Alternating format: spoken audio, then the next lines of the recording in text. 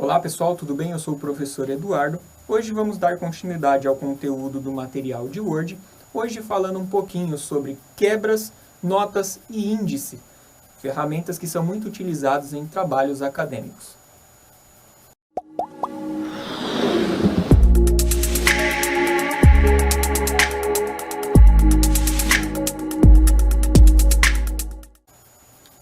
Bom pessoal, para a gente começar, vamos falar um pouquinho sobre a questão de quebra de página.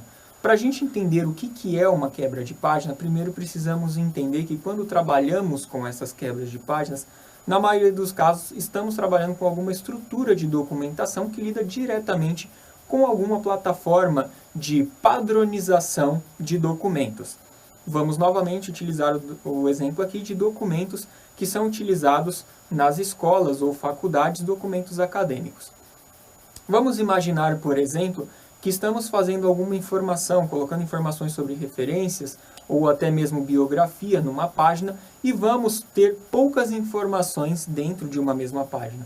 Nesse caso, o que muitas pessoas acabam fazendo, o que acaba acometendo um erro, é apertar a tecla Enter para poder ir para a próxima página.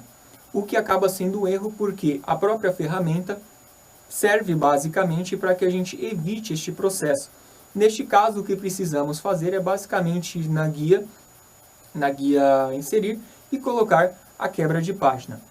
Neste caso, o que fazemos é basicamente definir para o Word que não vamos mais utilizar aquela página para conter algum conteúdo que estamos colocando naquele momento, avisando para ele que vamos utilizar uma nova página em branco que ele vai inserir logo abaixo. Vale ressaltar que temos duas informações também. Temos inserir uma folha de rosto ou uma página em branco. A diferença entre os dois é que a folha de rosto sempre vai aplicar uma nova página em branco no início do documento, para que a gente consiga criar uma capa ou uma contracapa, por exemplo. E no caso de inserir uma nova página, o Word insere uma nova página no documento, mas ele não define como quebra de página. Então podemos continuar editando o documento na página em que estamos, porém ele cria uma nova página logo abaixo.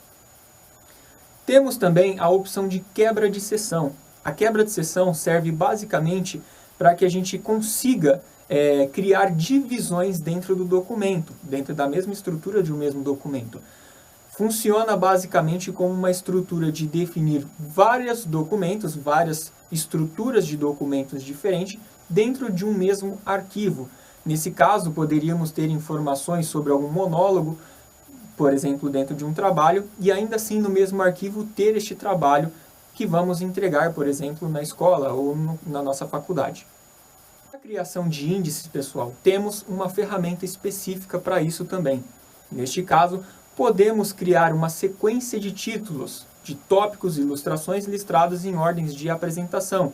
Nesse caso, usando, por exemplo, a ferramenta de marcadores que haviam sido mencionados na aula anterior.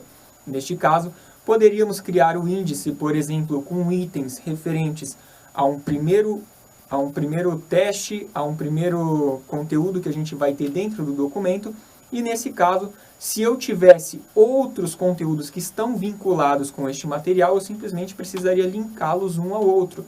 Então, temos neste caso os índices que são utilizados para demarcar cada um dos elementos, ferramentas e conteúdos que estão vinculados a eles e em quais páginas podemos encontrar cada um deles dentro do nosso documento.